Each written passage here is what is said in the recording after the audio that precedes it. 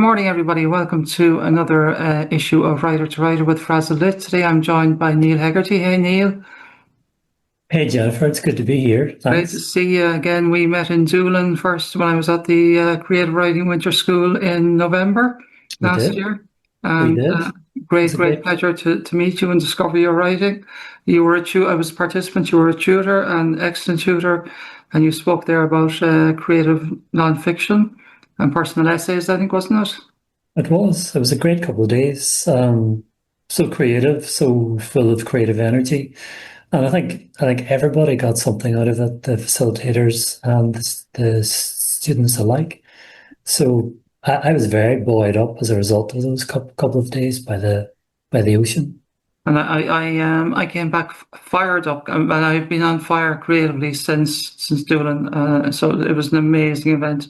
So grateful to have been there and to have met you. And we had breakfast a couple of times, and I discovered your writing through your two essays that you shared with us. One that had been published in Banshee, one that had been published in Dublin Review, which Yeah, were I thought, so beautifully written. And then I bought your debut novel, Inch Levels, which we're going to talk about today. And there then we I go. went out and immediately bought Jewel, which we're also going to talk about today, because Excellent. these are two of, I'm going to say these are the two best novels I have read in, I can't remember how long. And they are my two favorite novels, and they are masterpieces. And I say, not, I don't lightly say that I regard you as being Ireland's most brilliant writer and perhaps Ireland's best kept literary secret. So today I hope to dispel that. And so I'm going to, I need to share that because that's my response to your work. And I think that's, really important that our listeners hear that, and our readers. So I'm going to just tell you a little bit about Neil. Neil Hegarty grew up in Derry. His novels include The Jewel and Inch Levels, which was shortlisted for the Kerry Group Novel of the Year award. Neil's non-fiction titles include Dublin: A View from the Ground, Frost, That Was the Life That Was, the biography of television journalist David Frost. That must have been incredible to write. We'll come back to that. The Secret History of Our Streets, which tells the story of 20th-century London, and The Story of Ireland, which accompanies the BBC television history of Ireland. His short fiction and essays have appeared in the Dublin Review, Stinging Fly, Cyphers, PVA, Paper Visual Art, Banshee, Tangerine, and other journals, and in a range of anthologies. Neil is co-editor of the essay collection Impermanence, which was adapted for radio by RTE. He's a regular writer on the Irish Times. Neil lives in Dublin, and you have a piece, non-fiction piece, coming up in PVA, Paper Visual Art, in February, which I had the privilege of reading, and it was absolutely beautiful, beautiful piece. Well, thank you. Yeah, that's coming out in just a couple of weeks. I think this new PVA edition has to do with monuments. So they collected a series of essays on that broad topic. So I was very, very, very glad to have been asked to contribute. As a piece, and it's a wonderful, wonderful piece, and it's so evocative of a time and a place and a generation, and it's yeah. I mean, you're creative non. I never wrote creative nonfiction before I met you. Now I write creative nonfiction. Excellent. So let's talk about Inch Levels, which is this beautiful novel, Neil's debut novel. I'll just read the blurb for it on the back. Patrick Jackson lies on his deathbed in Derry and recalls a family history marked by secrecy and silence. He remembers the death of an 8-year-old girl whose body was found on reclaimed land called Inch Levels on the shoreline of Lough Swilly, and he is visited by his beloved but troubled sister Margaret, by his despised brother-in-law Robert, and by Sarah, his hard, unchallengeable mother. Each of them could talk about events in the past that might explain the bleakness of their relationships, but leaving things unsaid has become a way of life. Guilt and memory beat against them as shock waves from bombs in Derry travel down the river to shake the windows of those who have escaped the city. Perhaps we could start with a reading from Inch Levels. That would be okay? Gladly. So I'll read from close to the beginning of the novel. You mentioned, Jennifer, just a minute ago. There's a child goes missing at the beginning of this book. So it isn't giving anything away to say that the book opens with her body being discovered on Inch Levels, and Inch Levels is an actual place. It's a bird sanctuary on the Derry Donegal border, just on the shoreline of Loch Swilling.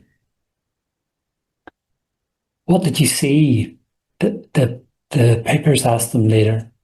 They saw the blue hills to west and east and south, and the smoothly rounded summit of Inch Island to the north. At length, the loch spreading out before them on the end of their path, a few picnic tables and the low wall of the causeway across to the island, a gravelled access road, flat green fields, and shining water on which swans floated. They might have walked further. The path along the causeway to the island and the castle and back, another couple of hours, all told. But their Labrador was fat and lazy, and instead of walking further, they intended to drink their tea and eat their sandwiches here at the edge of the water before retracing their path back to the car. They shed their anoraks then and sat down with a grateful exhalation. What a mild day. The man opened the foil packet of sandwiches and called the dog, intending to feed her bits and scraps, but she was nosing by the water and ignored him. So eventually he hauled himself up and walked across the gravel to the water. What did you see? Still clothed and sodden, of course, and simply floating there, bereft naturally of much humanity, hardly a shred of it now. And that was almost the worst thing, he said. That was what they would carry with them, they said, the pity and the pathos of the sight. She was not to be touched. They knew this, they knew the score. So what to do next? To stay, to go, to have one keep watch over this bundle, while the other runs, pants, stumbles back along the straight path to the car, then drives the 20 minutes to Buncrana and bring help. Who should stay and who should go? In the end, the woman stayed, with the Labrador as doubtful support should something go wrong, and the man rushed away on his mission. Later, the woman described this brief period, this 45 minutes or so, not very long at all, considering what a lonely spot this was, during which she waited with her dog for the police to arrive. What do I do? She thought. What does someone do under such circumstances? Keep the dog away from the water's edge, of course, but that was easily managed. She put the beast on the lead. Go to the water's edge herself? No, on balance. She had imagined herself as having a stout constitution, but this was a situation, a sight, quite outside her experience, and the tears were, besides, already pouring down her cheeks. Not much good stepping any closer. So she stayed put, watched the path anxiously, listening for the sound of a car, for footsteps. Her senses, she said, seemed heightened. The air smelled and tasted of the moist greenness of this landscape, of brackish water. She heard a swan honk and another swan answer, their cries travelling towards her over the surface of the water. In the distance, a pumping station hummed ceaselessly, maintaining the delicate balance between land and sea, drawing away the water that would otherwise seep in and drown this place. I don't think anybody writes descriptive passages as well as you do. The air smelled and tasted of the moist greenness of this landscape of brackish water. She heard a swan honk and another swan answer. That is just so, it draws me straight into that scene. I'm there, I'm feeling everything, and my senses are alive as I read that prose, as you read that prose. I'm learning from your writing so much in terms of, pausing, getting into the scene, listening, what am I feeling? What am I sensing? What sounds am I hearing? It's it's an education to read your work for me as a writer. Um, so to talk about the characters,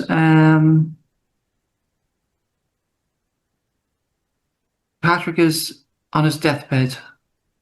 He's a young man. He's dying of cancer, and everybody is woven. There are so many secrets, family secrets woven around this family. So let's talk about that a little bit. And how did you do you when you started to write in levels? Did you have a grand vision for it, or was it something that you meticulously planned and had diagrams and things for it, or no? No, it's had a very interesting gestation, and a very prolonged gestation. Also, I had been writing it on the margins of working on other books, non-fiction projects that you mentioned at the top of the interview, Jennifer. And I was trying to squeeze time in to write this novel on the side. And then eventually I realized I would have to turn down a commission, which was a bit of a leap, but I realized it was the right thing to do. And then I was able to commit to the book. I thought I had finished it. It was in its origins a story set in Derry and Donegal during the Second World War. So I thought I was finished. I was delighted with myself. I put it away for a few weeks, and then I took it out again, and I realized to my surprise, although it was more like horror, that I had only written half of the book that was calling out to be written. So that the second half of the book, it moved forward 30 or 40 years to the 1970s, to Derry during the Troubles. And I rewrote the whole thing. And then the section that I've just read, so it opens the book, it's about the death of a child. And that appeared at the very end. That was the last element to go in, the last thread in this narrative. So the whole book was an exercise in surprise for me, that different elements of the book were presenting themselves to me.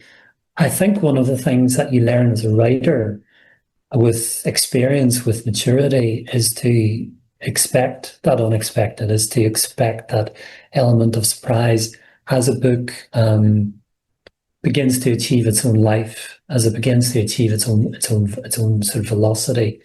It begins to decide what happens next.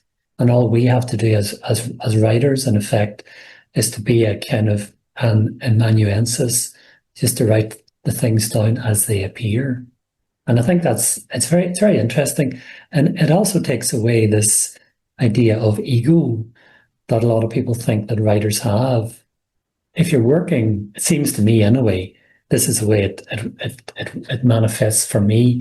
If you're working properly, the book, the project is the element that has the ego, and all we're doing is kind of being a hand on a page or a hand on a keyboard, and it's quite a good way of looking at it, I think.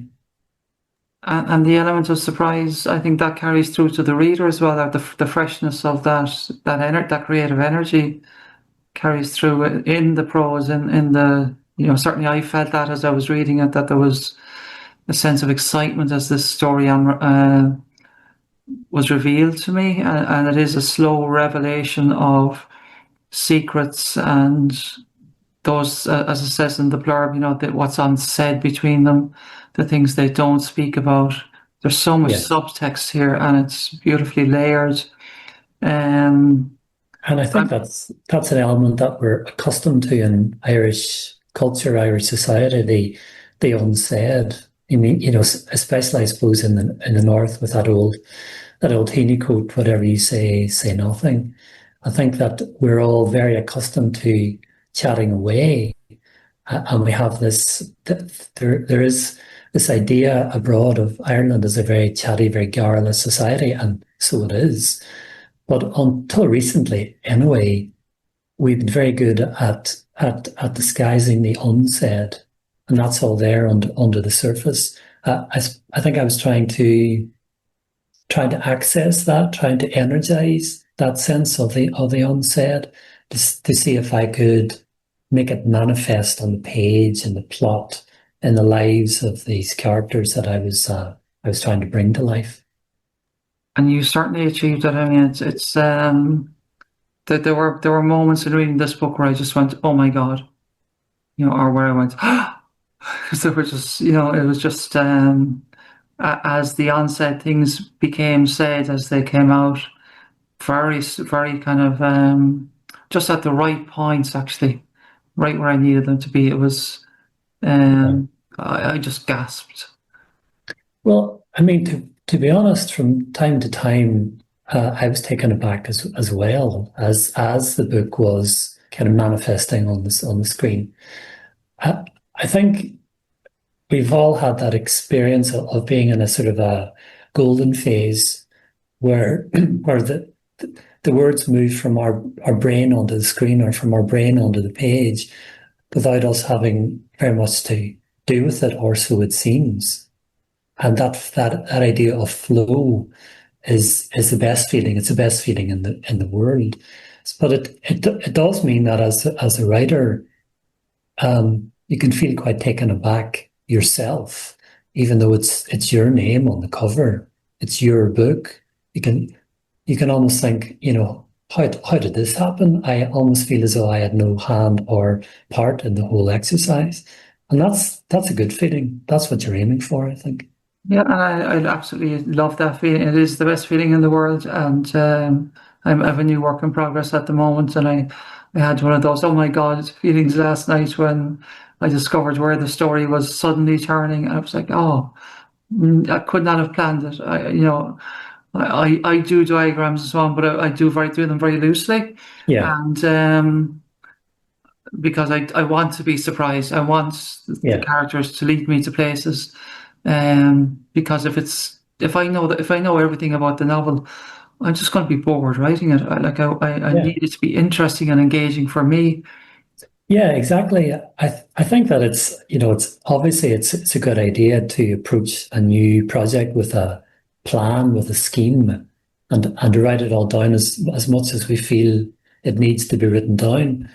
But then I think that the key is to be prepared to throw all of that, or at least lots of that, out of the window, not to be not to be held by these pre-existing plans, but to have the words overflow from the scheme that you've set out. That's the way that I approach every new project, and I think that it's a good it's a good general approach. I love that the being the this idea of letting it unravel or to unveil itself to us almost and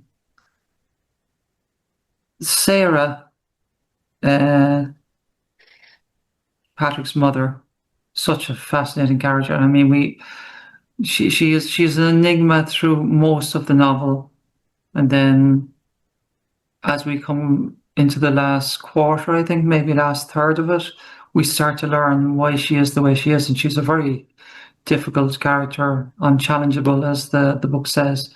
Yeah. Um, Forbidding almost. Sorry, I must put my phone in silence. Forbidding and difficult, and certainly the relationship with Patrick and with Margaret, her daughter, is very um, almost Yeah. hands off. Yeah. She it isn't giving away anything of the plot to say that she was hurt or she was traumatized in early life. She was traumatized in all sorts of ways in early life, although you don't realize what that trauma is until the book comes to its end. And that trauma, as is the case with real life, that trauma can have lifelong consequences. In Sarah's case, the consequences are that she holds life at arm's length. That means she holds her family and the people that she loves at arm's length. And she does it for the right reasons as far as she's concerned. So it isn't coming out of any native coldness or cruelty. It's a way that she has learned to live her life in such a way as to keep herself safe, and those around her safe. Uh, it's a tricky one in a narrative, I think, to hold the secret, to keep a secret. You have to do it in a way that honors the text. You also have to do it in a way also that isn't going to vex any reader who happens to come along, so that they think, is this text playing games with me? Is it stretching my patience to breaking point? Hilary Mantel speaks about her kind of mid-career novel, A Change of Climate, which similarly hangs on a secret, which is only revealed later in the text.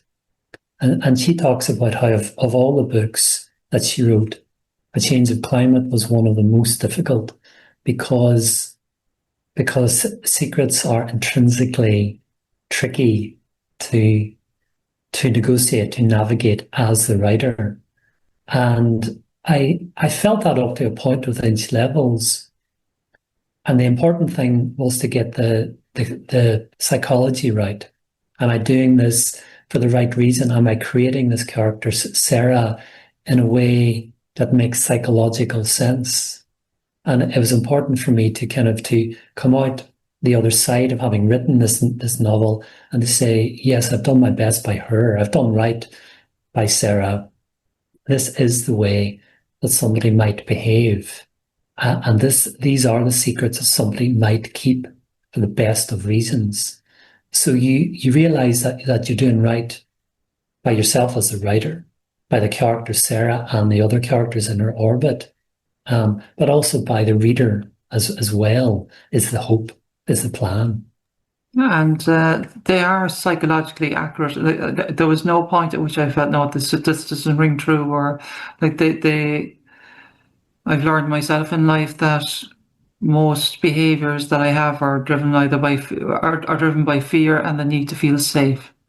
Yes. And that rings true for all these characters, I think, but Sarah especially. And Yes. so to me, everybody's response was the response to their trauma, and it was a logical, reasonable human response to that.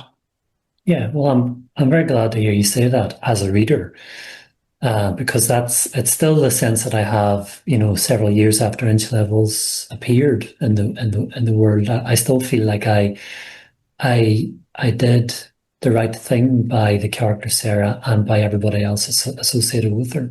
So it's really good to hear you say that. And history is, I found, a theme that runs through Inch Levels. Patrick was a history teacher before he became ill, and there's a mystery in his childhood of sunken treasure that his father talks about, and it's fascinating, really beautifully done. And but his view of history, there's the history of the family, there's the history of Northern Ireland, there's the history of um, the central mystery of the story about the missing girl. And there's just a passage I wanted to read. It's very brief. If I can, I've mixed up my pages. This was the point of history, that in the movement of a butterfly's wing lay the potential for the world, or portions of it, at any rate, to turn on a pivot. And our lives do pivot on historical moments, personal and otherwise. And I'm very interested in these ideas of the pivots which influence all our lives, and we have a million of them every day. So many of them that we don't even notice them as they pass by. But all these pivots in our lives that will turn us into a new channel in our lives, to change the course of the future. In a broader sense, I wanted to show that until we until we understand, and in this case, to face up to what's happened in our past, we can't expect our present and our future to run smoothly. It's only by understanding our history, our individual histories, and then our collective history, our social history, our national history. It's only by understanding the past that we can make sense of the future, that we can have it run in if you like, in a correct way. That's a kind of an overarching kind of meaning to the book. It gives the book some kind of a structure, I think, because it's something that I very much feel, obviously as a Irish person and as a person who grew up in the North. That's the effects, the lessons of history that we all need to try to keep in mind for our own sakes and for our collective sakes. Speaking of growing up in Northern Ireland,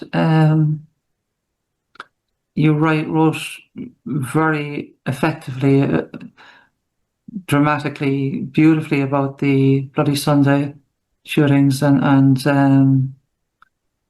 the march, but there's and it's such a traumatic passage, or a few passages, and then but there's also the almost insouciance about certain events, that the normality of the violence in the north, the bombings and so on. And there was another passage that I just jumped out at me. This is Margaret. She'd been drowsing off last night, safe and warm and snug in bed, when another bomb had exploded, its sound wave travelling down the river and colliding with the walls and windows of the house, as it had done countless times before. Well, not countless. Countless was an exaggeration, but a great many times. It was abnormal and it was normal, all at the same time. Martin woke momentarily and then slid off again into sleep. She might have done the same. These blasts were routine. There was no need to break one's stride in the face of them. They were nothing remarkable. And that was something you touched on in your upcoming or forthcoming creative nonfiction piece as well. Yeah, that's right. That idea of sitting safely and quietly at home, in my case, in our family home in the suburbs, a very quiet road, and yet you're not quite safe because Northern Ireland is too small, Derry is too small. Nobody was ever exactly safe, kind of regardless of where they lived or what their sort of class background was. It's something that I think it's coming out more and more in writing that's emerging from Northern Ireland these days. As time passes between the sort of ostensible end of the Troubles and today, it becomes somehow safer to be able to talk about it, and also it becomes more psychologically necessary, because everybody is carrying around such a load of trauma within them, and everybody is. Northern Ireland is a very traumatized society. And as other writers have done, so I have found myself doing as well, that those scenes from Bloody Sunday that you mentioned, that's an example of what I was talking about earlier, that you can be surprised by what suddenly manifests in your imagination, in your mind, and that's calling out to be set down on the page. I had no dream or intention of talking about the Troubles in that way, and yet there it was, and I had to write it down, and I was very glad that I did, and I was very glad that I was able to write it down in a way that that again was honest, seemed true, that was an adequate reflection of how it was in that place, in that time. But I was surprised. I was taken aback. I'm very glad. I'm very glad that those elements form an important part of the novel. It wouldn't have been the same without them. And there are generations of trauma from the Troubles. I shared with you that I grew up for periods of time around the border on the southern side, and I remember going up shopping, doing the grocery shopping in Northern Ireland, going through the British Army checkpoints and with the heavy machine guns and the kill zones and the barriers, and I mean it's something we'd see today in like in a US embassy in a Yeah, in somewhere like Pakistan um or in Gaza or not Gaza yeah, yeah, in and somewhere in the Middle East. yeah. So many places. Yeah, Yeah, and it's terrifying, to have submachine gun pointed in your face and yeah, by a young boy who's yeah. barely out of his teens and And we haven't really even begun to process all this, all these events. And I think that because politics in the North is so dysfunctional, it's so unhealthy in so many ways. That's where art, that's where writing comes in to give voice to a lot of those elements, to a lot of those experiences that politics is not very good at giving voice to itself.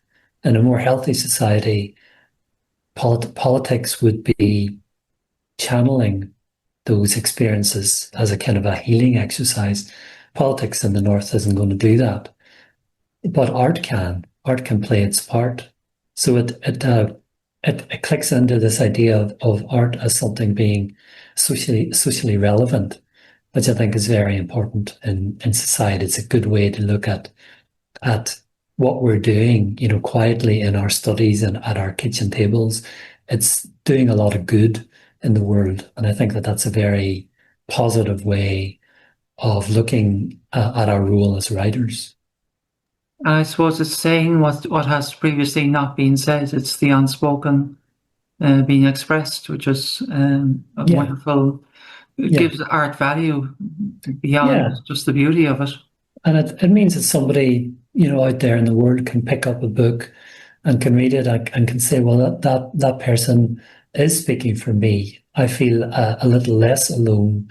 I feel as though my experiences have in some way been honored by this stranger, somebody that I've never met, that I probably won't meet, saying, well, you weren't alone because here's something else that happened.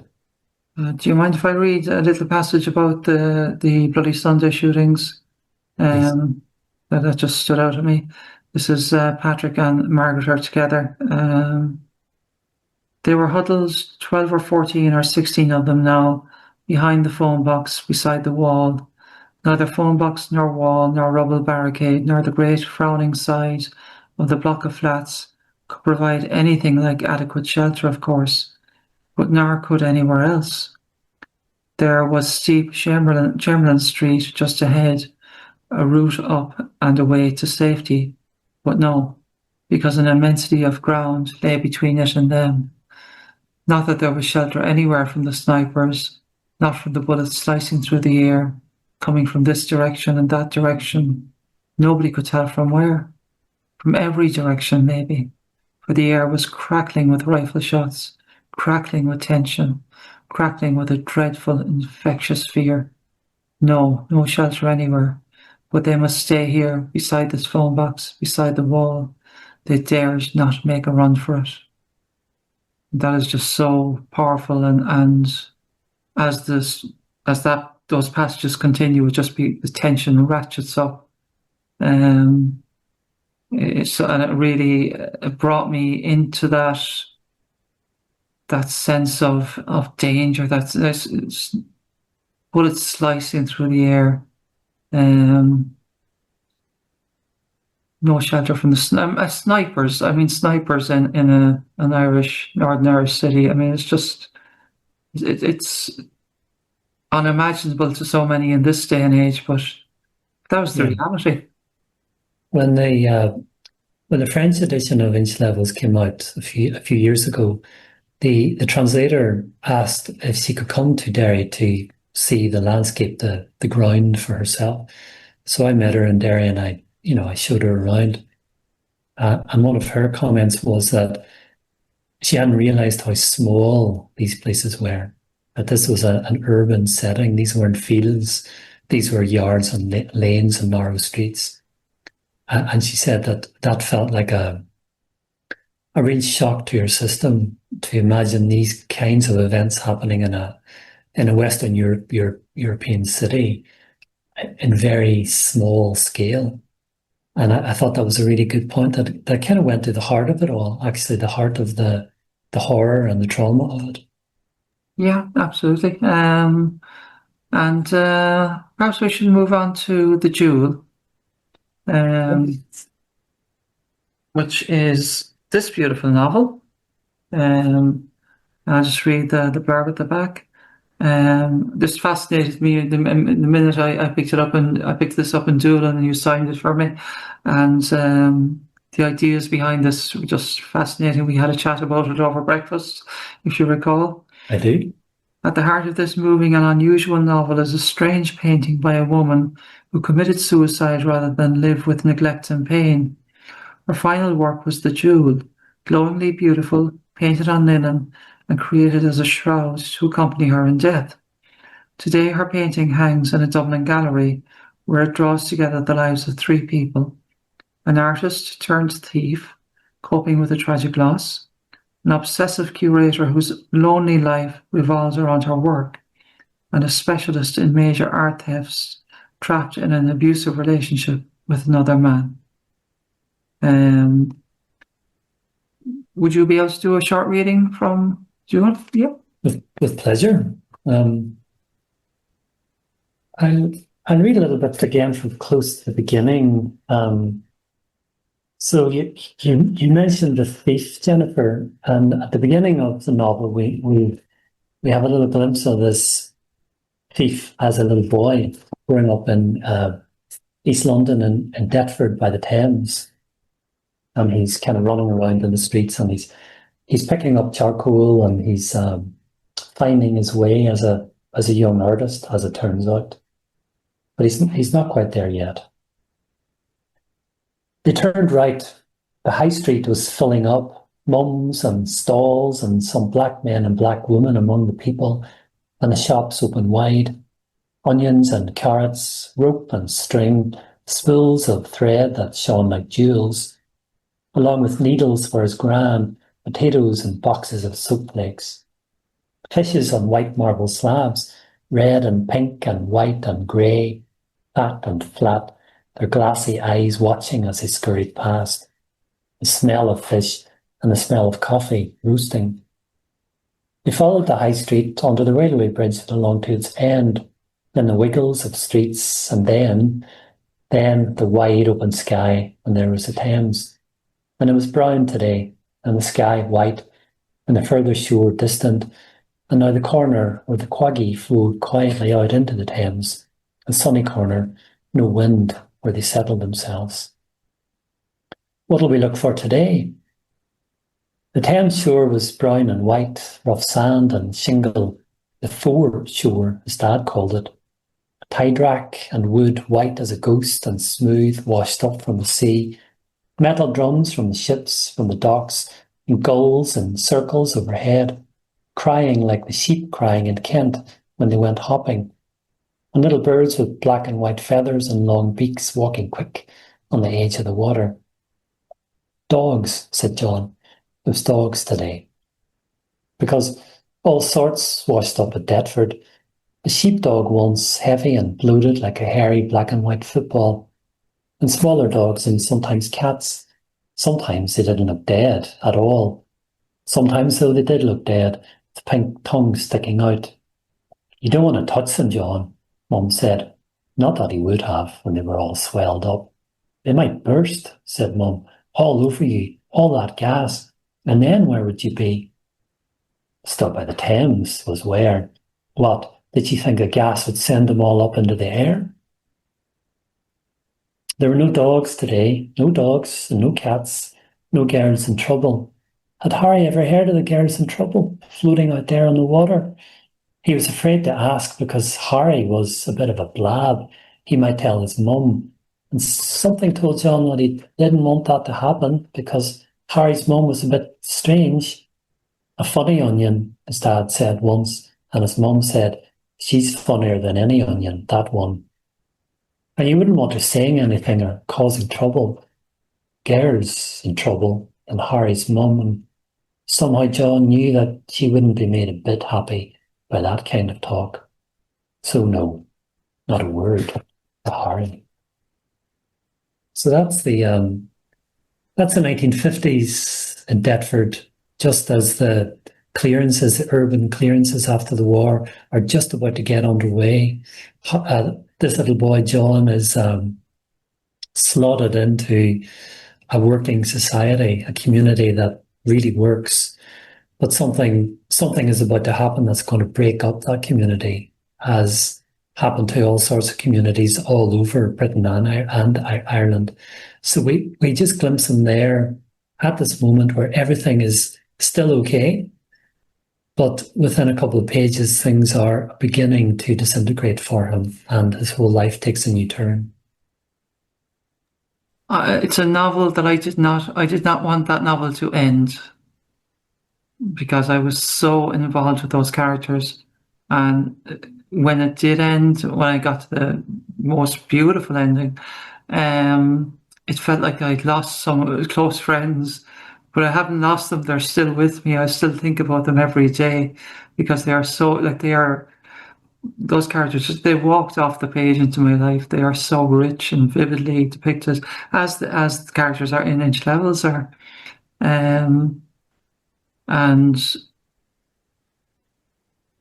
you created a world, several worlds, it's like 3 novels, and any of those characters could have their own separate novel. Yeah. And this world of art and forgeries and art theft. And I asked you in Dublin, where did the inspiration for this come from? Why? Because it's not an idea I would have conceived of. But so, can you talk about that a little? Yeah, I mean it's interesting. It's very strange to compare the origins of the duel to the origins of Inch Levels. As I said, the first novel went through so many different phases. Gestation period was very long. The duel, on the other hand, just popped into my head, fully formed one day when I was reading the Irish Times. It was reviewing the Beyond Caravaggio exhibition, which came to the National Gallery of Ireland a few years ago. So, this galaxy of priceless paintings being brought together from all over the world. And I was reading this article and I thought, how difficult must this be in terms of getting insurance and the logistical element of it. And what would happen if just one of these priceless paintings was stolen? The scandal would be phenomenal.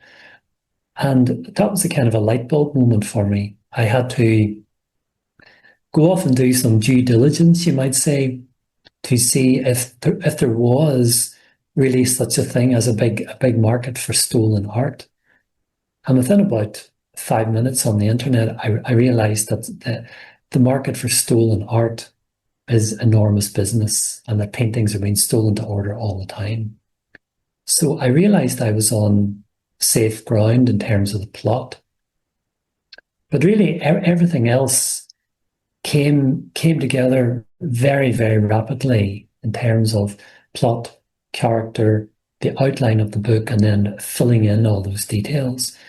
And the book itself was written very rapidly as well, within a year. It was just one of those projects that was meant to be.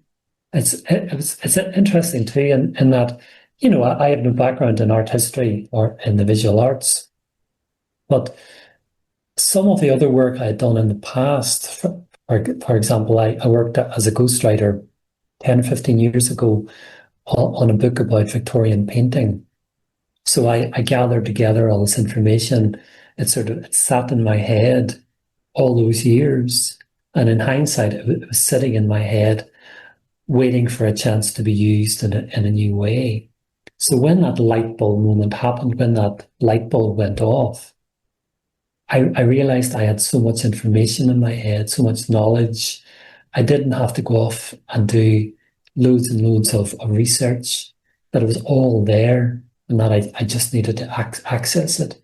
And it's one of the lessons that I've kind of carried with me ever since, that as we read and as we digest and as we do all this work as readers, you never can tell when all this information that you're assimilating is going to come in useful in a completely unexpected way, which is a very cheering thought, I think. I pressed the wrong button. Absolutely, yes. It's nothing gets wasted in writing, I've found. Nothing gets wasted. Nothing goes to waste.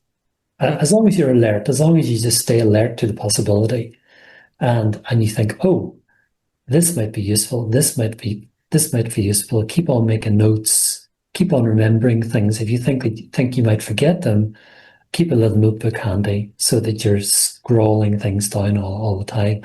And that way, nothing that you experience as readers, nothing that we experience as readers or as people need go to waste if you're interested in it.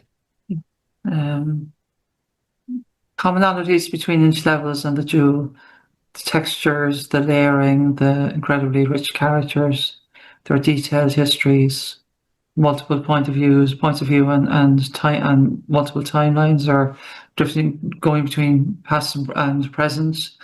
How do you manage all that as a writer?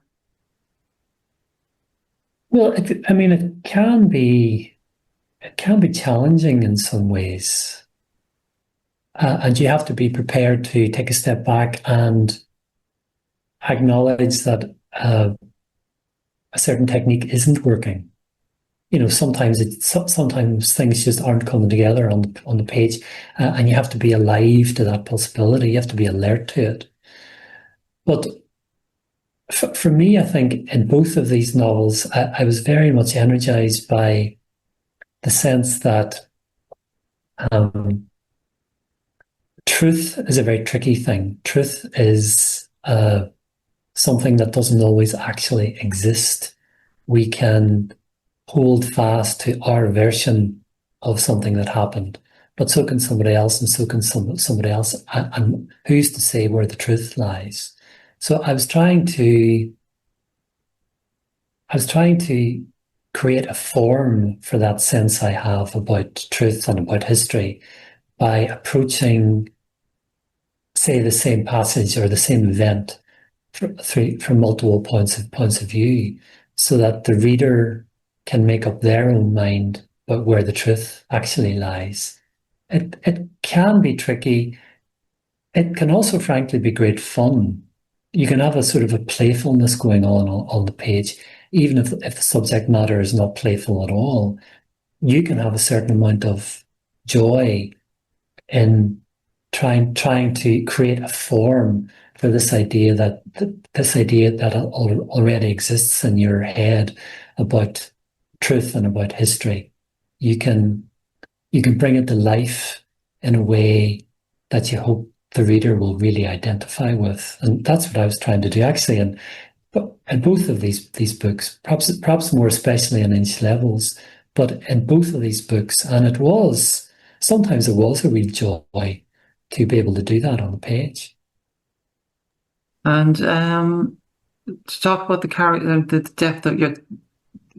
depth of your characters has just stunned me, and like some of the details that I think other writers might gloss over. There's so much depth there, and attention to detail. I think that was stunning. And I was going to read a little passage from with Ward, who was the investigator, the arch theft investigator, and Martin, his partner. I love this. When the alarm went off after 2 more dark, silent hours, the two of them spooning, moving, sleeping soundly. It was Martin's turn to reach out and silence it. He had an old-fashioned alarm clock on his side of the bed, a Disney model with Pluto's arms doubling as the clock hands, a long-ago gift from his little sister, and now deployed ironically. Certainly it stood out when set against Martin's capsule wardrobe, with its blacks and charcoals, anthracites and sharp whites, and a collection of thin, slippery socks, unpleasant socks, wore thought privately, that Martin favoured. A forbidding wardrobe, but the clock was manufactured specifically to be bashed satisfyingly into silence, and now Martin reached and bashed, and they lay together for another moment, naked in the darkness. I mean, the level of detail and what it tells me about the characters in just one paragraph is just stunning. Like a Disney model with Pluto's arms doubling as the clock ends. Brilliant. Yeah, I mean, there isn't anything nice about Martin, who's Ward's partner. He's not a nice character, but not nice characters can descend into stereotypes very, very rapidly if you over egg how not nice they are. So instead, what I was trying to do, he's not a huge presence in the novel. He's more glanced at, and that's all I wanted to do with him. But you can glance at him and bring him to life very effectively, very well, just by glancing at what he chooses to wear, what he chooses to surround himself with. For example, there are lots of other elements in the book which also show how not nice Martin is, how deeply unpleasant and dangerous and everything else.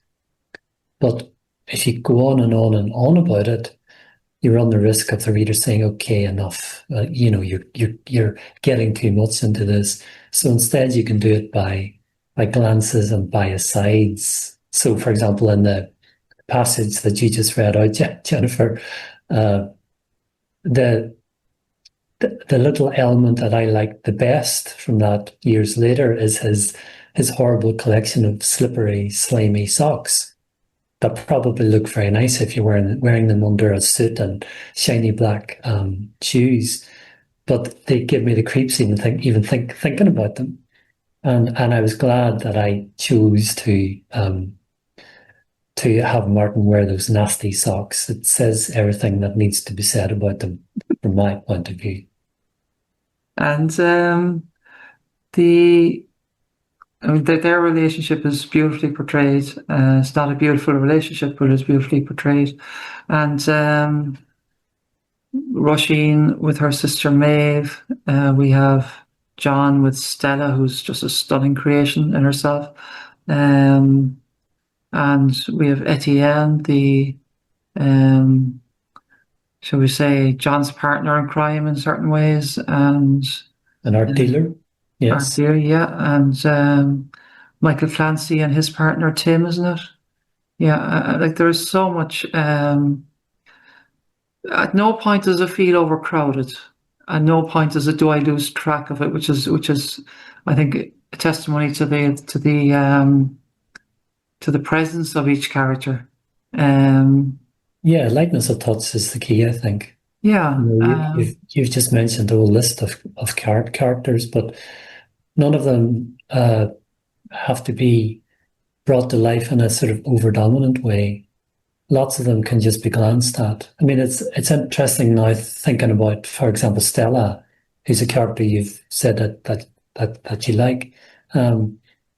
She came in quite late in the story, and as you mentioned, I had written a biography of David Frost, who came to prominence in the 1960s in London.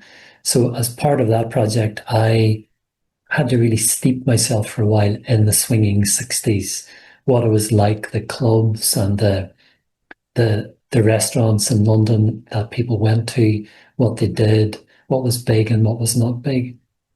And that enabled me to kind of access that part of the story for the duel very, very easily. And as a result of that, Stella who I like as well. I really like her as a character, but she more or less strolled onto the page, saying, "Well, look, you already know me.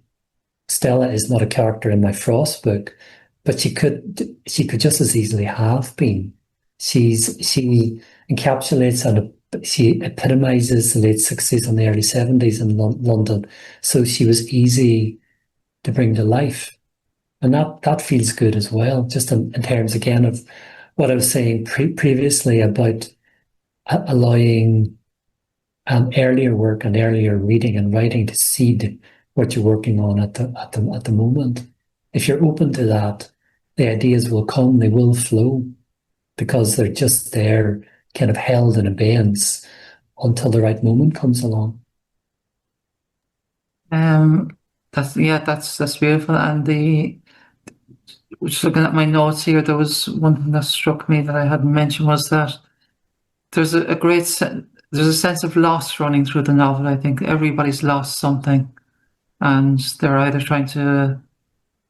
they're really trying to gain something to fill the hollows in their lives, but there is that sense of needing and wanting and desire. Again, the kind of trauma coming through, and again, they're psychologically accurate. These characters. At no Yeah. point did I feel anything was inappropriate or didn't add up. It was They're all in reaction to events that have happened earlier in their lives.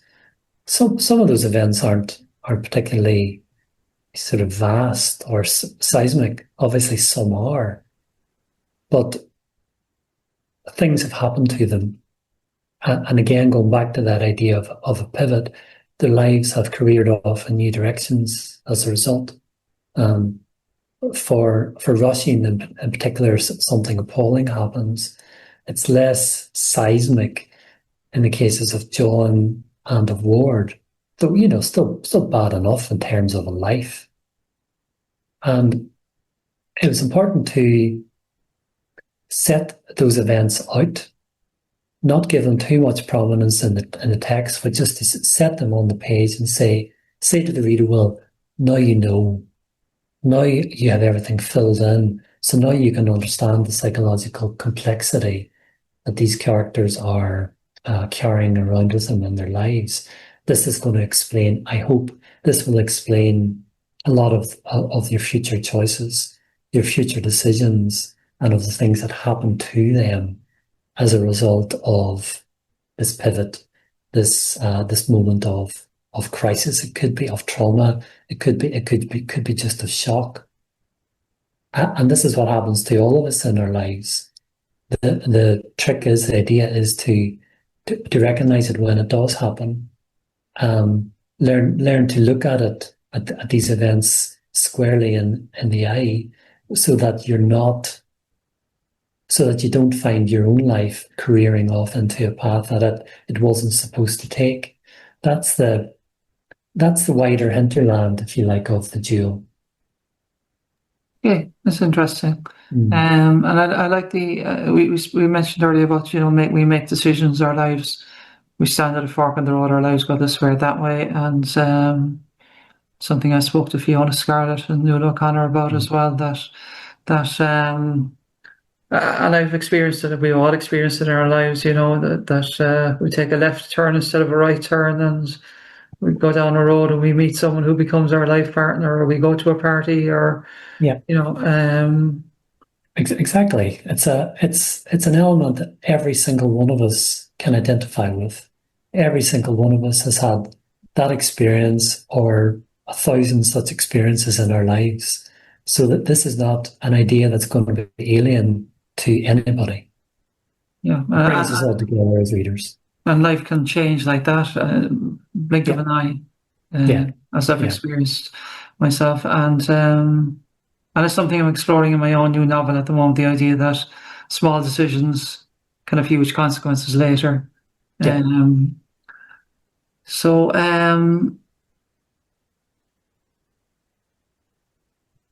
yeah, color as well is very important in the novel, and the richness of color. I'm going to read a little passage, not much. I picked out quite a big passage, but I'm just going to read a part of it.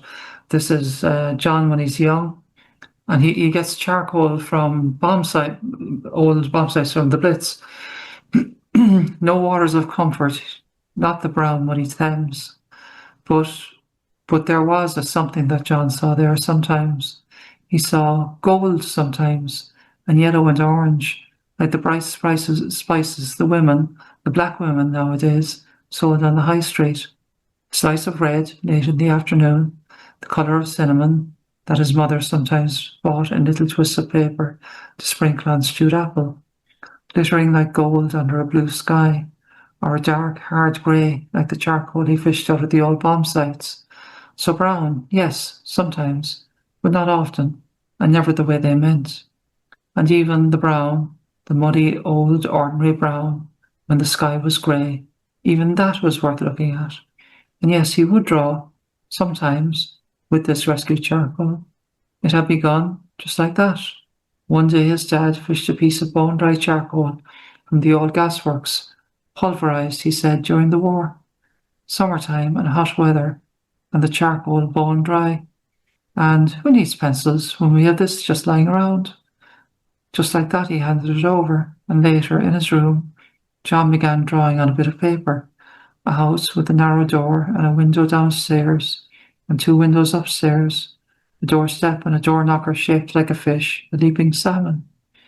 He drew a house just like their own house, and just like that, it was easy.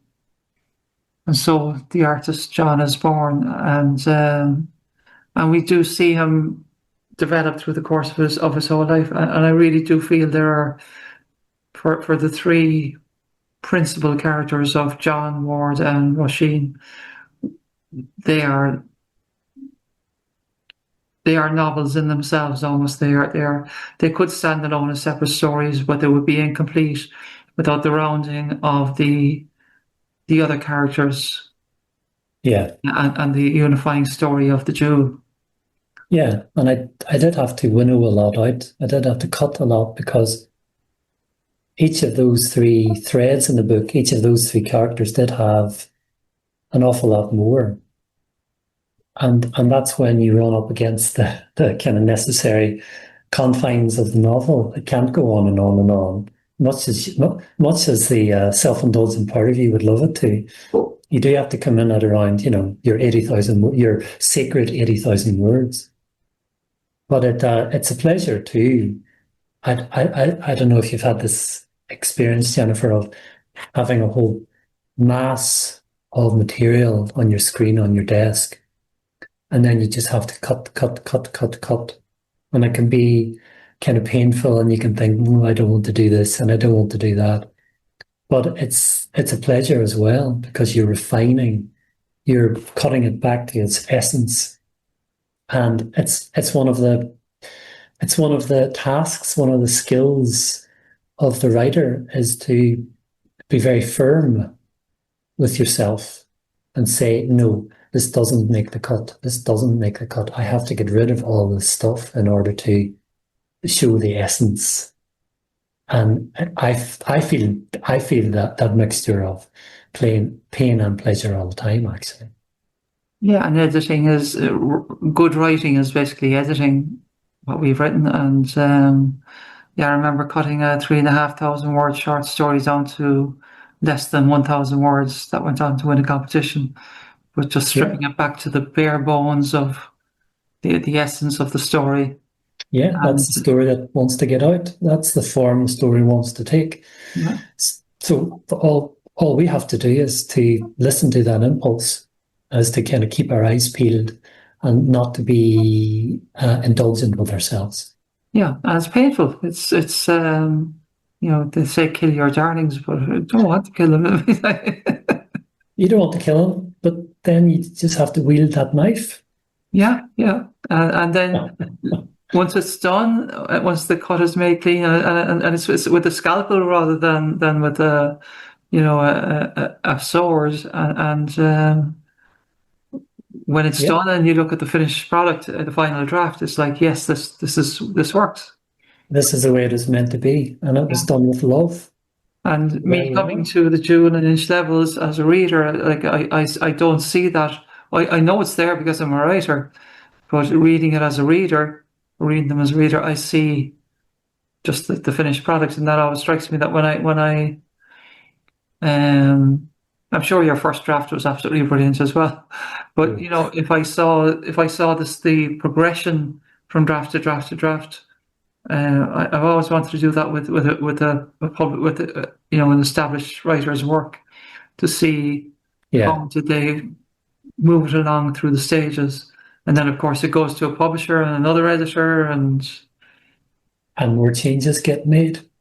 yeah, Yeah, and that's just the way you have to be. You have to roll with it because I mean it is one of the lessons of the publishing process that people don't realize, and why should they realize, but that it's going to be your work until a certain point, and then it's definitively not going to be your work. Somebody else and somebody else and somebody else is going to come along and say, this needs to change, and this and this and this. And then, of course, when it goes into a reader's hands, it really definitively isn't yours anymore. It belongs to them. And just as an aside to that, that goes for, of course, the titles of our books as well.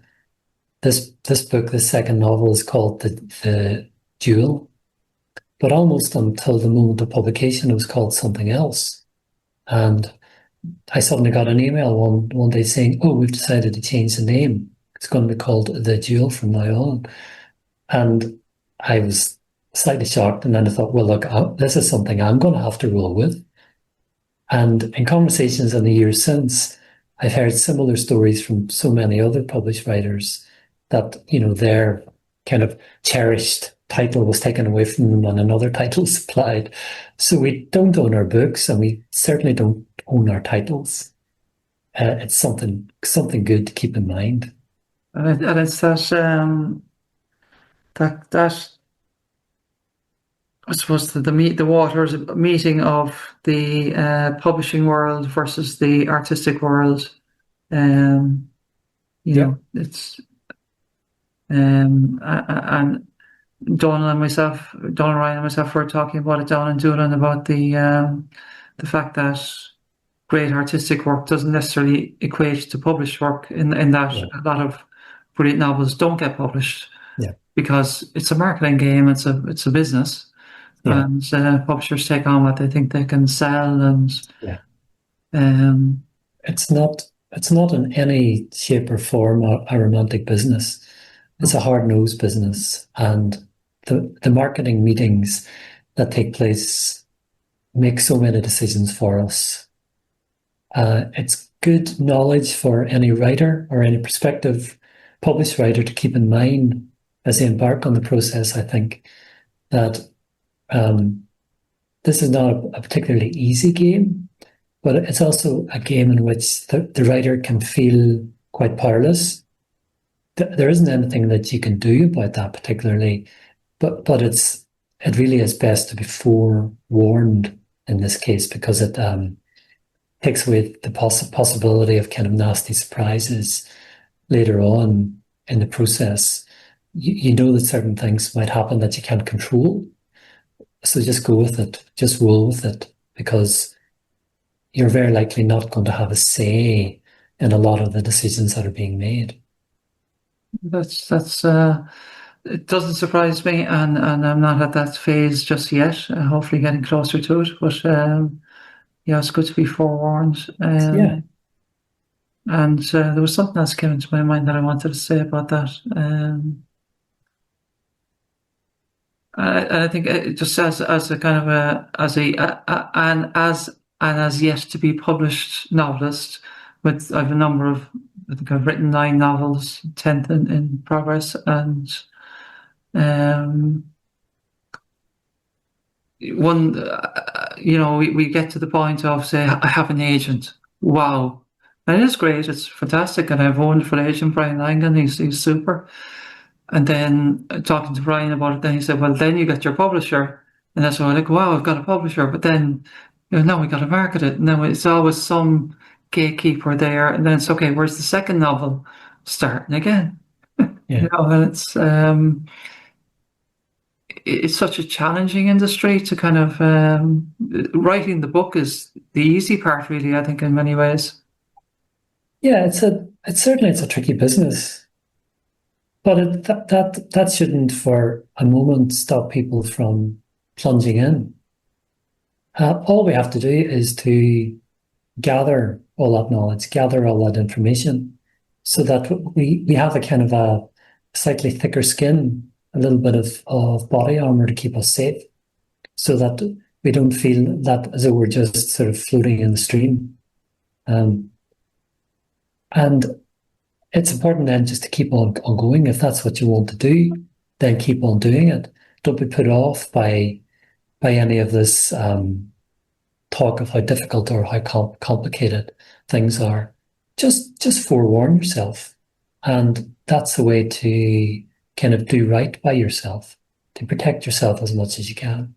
I think And community also, plays a big part as well, in terms of having a community of supportive writers around one. absolutely, all you have to do is sit down with one or two other writers, and you'll hear all sorts of other stories which make it clear that anything that's happened to you is not personal. So then you can't really take it personally. It's the effect of the business, and that's a really good thing. If you create a village around yourself, that's another way of providing support, providing ballast, providing comfort, and it's absolutely crucial not to take any of this stuff personally because it's not personal. Yeah, It's just an element of the business. yeah. So any last words you'd like to say before we finish with a reading of the Jewel? Um, there is one thing I would say. I've heard so many people say, oh, you must turn up and write every day. It has to be a daily thing. And I always react slightly negatively to that because the circumstances of people's lives sometimes don't allow us to write every single day. I agree that the thing is to turn up, is to create a habit of writing, is to try to snatch that time when you can. But if the circumstances of your life don't allow you to be at your desk at 8 o'clock every morning and to write for five hours, that's okay too. Try to create a structure of writing that works for you. And if that means that you can't do it every day, that's absolutely not the end of the world. I agree. And I'm very lucky I get to do it every day and I love doing it every day. But there are days when I don't write. Like there are days I just think. Yeah, And that's writing too. Or there are days I play golf and that's writing too because I'm out there and it's going around my head. And the yeah, days when I'm not thinking directly about it are the days it's in my subconscious, absolutely. growing wings. Absolutely, absolutely. And then it's about giving the space for all that work to be going on in your subconscious while you're out for a walk or while you're at the supermarket or driving your car. Uh, Everything else is percolating away in the back of your mind. That's the most useful work of all. I've realized as time has gone on. Steve Jobs, when someone would come to him with a really complex problem, Steve Jobs from Apple would say, let's go for a walk. Yeah, And they'd go for a long walk and they wouldn't talk about the problem. And by the time they came back, the problem would have surfaced, or the answer would have surfaced. exactly, exactly. Do something else. Yeah, exactly. And that's the easiest thing in the world to do. Just go around the block and come back feeling better. And over again, you'll realize that little plot issue has resolved itself while you've been out for your little walk. Yeah, It's a really easy fix and a very pleasurable fix as well. yeah. And there are not many problems that are solved by battering them head on. Exactly. Exactly. So shall we finish with a reading from the Jewel? Yes, Don't mind? absolutely. I thought I would go back to Roisin's childhood. So she's with her sister Maeve. They're little girls on a seaside holiday. and they've discovered that there's a donkey in the next field. Mammy, Maeve says. Their parents' eyes are closing. Roisin can see. The sun is warm. The grass smells green. What is it, Maeve? Can we go and see the donkey? For you can forget the lighthouse and the rocks and the sea and even the fierce crab with its stick. They have discovered the best thing, the most exciting thing, right there in the very next field. Maeve discovered it on the first morning of their holiday. A donkey lived, all alone, in a little field just over the hedge, a friendly, placid donkey that switched its tail, that blinked his eyes to show long, pretty lashes, and closed his eyes when the girls, having wriggled their way through the dense fuchsia hedge and discovered this silent field, this silent, sunken field in which even the wind did not seem to blow. This field with its hedges dripping, said Maeve, with purple fuchsia flowers and open red roses. This field with a great rock of grey granite swelling up through the grass, and approached timidly and held out their hands timidly, and then, emboldened, scratched the donkey under his chin. He blinked. He liked that. He liked being scratched. They've come every day since, all 3 days. The donkey likes apples, so they feed him apples, and he likes crunchies, so they shared a crunchie with him once. Quarter of a crunchie for Roisin, and a quarter for Maeve, and a half for the donkey. They've come every day, and now Mommy says they can go again. She will fall asleep on the dry grass in the sun, so will Daddy. Off you go, Mommy says, but stay in the field. They squeeze through the gap in the hedge, and the ground falls away a little, and then they are in the field, their own field. The sun is warmer, the wind is less, the air smells as green as grass. And the donkey, surely the donkey is pleased to see them. They have no crunchies today, and the donkey doesn't like bananas, but Maeve has saved up half an apple, and now the donkey takes a half apple carefully into his mouth, and his long brown teeth crunch into the apple. The donkey blinks. Maybe that's donkey for thank you, Maeve speculates. The blink. Should we blink back? We should. It might be rude, the girls think, not to blink, so they blink. And this is where it began, thought Roisin, sitting very still at the kitchen table and looking down at her sweet corn and remembering, quickly, before it all went away. The great granite rock in the middle of the donkey's field is warm in the sunshine. It wells with the sun's heat, and it glints and gleams like tiny jewels, like diamonds. The girls sit against the rock, and the donkey browses the grass.